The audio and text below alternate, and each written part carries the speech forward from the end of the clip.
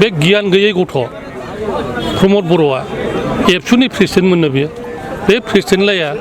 9 थारिखआव मानसिफोरनो केम्पिं खालामनाय आरो गुन्दा लानानै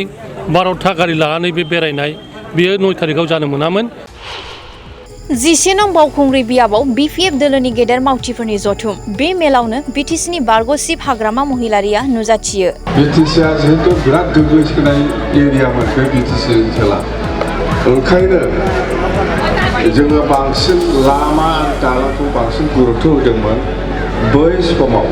11 नं बावखुंग्रि बियाबनि एमसिएलए धनेश्वर गयारिया खौरां बिजोङाव बुङो बावखुंग्रि बियाबाव बिसायख'थिनि समावल' गुबुन दोलोआ हिर' नाथाय रिजाल्टआव 0 जायो। जोंनाव बहाय इलेक्सन जाजासिम हिर' जायो रिजाल्टआव खिन्थु 0 जाहैयो थिग बे खेबावबो बिदिनो जानो थांगासिनो दं जोङो उइनारानो जाखागोन जोंनाव खुनु सिन्था खालामनांगौ बाथ्रा गैया। 11 नं बावखुंग्रि बियाबाव लाइमोन बिपिएफ आइजो बिपिएफ आरो बिएसइउनि जयै खुंनाय मावफारिया मेलाव हाग्रामा महिलारिया सिनायथि होयो मुंदांखा मेथाइ रोजाबगिरि बिग्राय ब्रह्म आरो गौतम ब्रह्म बिथांमोनखौ।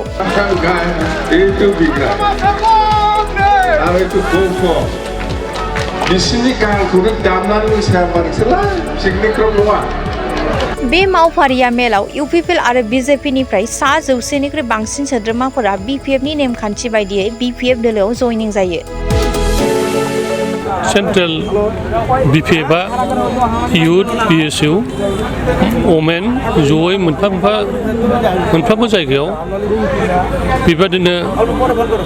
सुबुं गौमा जादोंमोन थिग बावखुंग्रियावबो दिनै जाबाय। आं मोजां मोनदों जथेस्थ' मानसिफ्रा सहाय खालामदों आरो फैबाय थानाय समाव बे सहाय खालामनायानो जोंनि बावखुंग्रि समस्थियाव गोख्रों दाबो बिपिएफआ गोख्रों बेखौ दिन्थिदों आरो थाबाय थागोन आरो जोङो जिहेथु जेननाय जोंनाव बावखुंग्रियाव अयभास गैया जेननायनि जेबो बाथ्रा गैया फैबाय थानाय समावबो जों देरहागोन जथेस्थ' भट लानानै जों देरहागोन आरो जोंनि बावखुंग्रि समस्थियाव दिनै नुदों गुबुन गुबुन राजनितिक दोलोआबो दिनै दाख्लैबो 23 थारिखआव मोननै कंग्रेस आरो इउपिपिएलआ गिदिर गिदिर मिटिं खालामदों जोंबो खालामदों जों होनादे सोरखौबो खालाम मोना जोंनाव बयबो खालामदों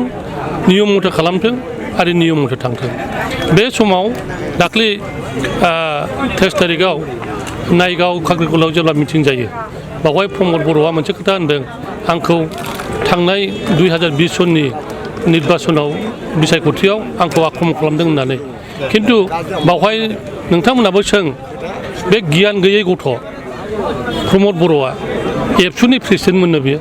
बे प्रेसिडेन्ट लाया 9 थारिखआव मानसिफोरनो केम्पिं खालामनाय आरो गुन्दा लानानै 12था गारि लानानै बे बेरायनाय बियो 9 थारिखआव जानो मोनामोन जिहेतु 8 थारिखआवनो जोंहा केम्पिंआ जोबदोंमोन 10 थारिखआव जिहेतु माबा बिसायख'थि 9 थारिखआव जों रावबो बेरायनो मोना 9 थारिखआव गावखौनो दुगा गुन्दाफोर लानानै बेरायनायाव बे घटनाया जानाङै घटनाया जादों बेनि थाखाय दुर्भाग्यजनक आरो बेनिफ्राय शिक्षा लाथों जे राजनितिक हिसाबै थांनाया मोजां सोर गोहो गोलोमदों रावबो नङा इलेक्सनाव बयबो फेक्टर आरो बयबो फेक्टरखा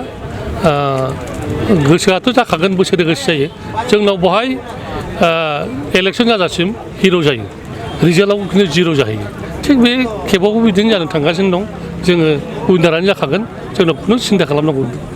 बाथ्रा गैया जोंनि बावखुंग्रियाव जोङो सोर गोहो गोरा सोर गोहो गोनांदां बेजों बाथ्रा गैया जोङो फेक्टर हिसाबै भट गेलेयो आरो भटखौ गेलेनांगौ हिसाबै जों गेलेयो देरहानांगौ हिसाबै जों गेलेयो देरहायो जों। बेसेबांसो भटनि फारागथियाव बे खेबाव ओरैनो थांनाय 2020 सनाव जोङो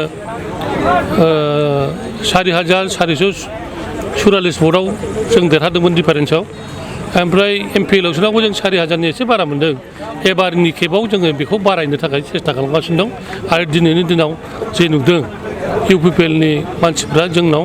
सिंजों जोंजों कानेक्सन खालामगासिनो दं जाय बिथांमोना थांदों बिथांमोनाबो फैफिनजोबनो थाखाय जोंजों कानेक्सन खालामगासिनो दं बेनि थाखायनो बावखुंग्रि समस्थियाव सिन्था खालामनांगौ जेबो बाथ्रा गैया। जयनिं हाबाफारिखौथ' लागासिनो आंथ' गामि गामि खालामगासिनो सिरि खालामबाय थायो बिसोरनि बादि 2-3खौनो माने जयनिं जादों होननानै प्रसार खालामबाय थाया जों जयनिं खालामबाय थायो गामि गामि मिटिं खालामबाय थायो आरो जयनिंखौ खालामबाय थायो। थिगैनो दङ बिसायख'थिनि थाखाय थिगैनो दङ बिसायख'थिनि थाखाय जों जेबो सिन्था खालामाखै जोंनि वार्कारफ्रा दाबो थिगैनो दङ इउपिपिएलआ बिदिनो 10,000 20,000 होननानै फल'बन देखायबाय थायो जोंनि वार्डारफ्रा बेखौ लानायाव गैया साफा सानै हयथ' थांदों